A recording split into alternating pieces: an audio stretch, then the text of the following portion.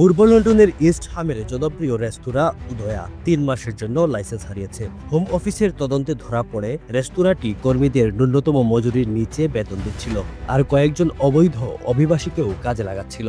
গত জুনে পরিদর্শনে গিয়ে দেখা যায় ৭ জন কর্মীর মধ্যে ৪ জনের কাজ করার বৈধ কাগজপত্র নেই। আবার অনেক কর্মী অভিযোগ করেছেন তাদের ন্যূনতম বেতনও দেওয়া হয়নি, শুধু খাবার আর থাকার জায়গা দিয়ে কাজ করানো হতো। এর আগেও ২০২৪ সালের জুনে একই অপরাধে রেস্তোরাঁটিকে ১,৮০,০০০ পাউন্ড জরিমানা দিতে হয়েছিল। শুনানিতে মালিক অর্জিশ কুমার ভুল স্বীকার করে ভবিষ্যতে পরিবর্তনের প্রতিশ্রুতি দেন।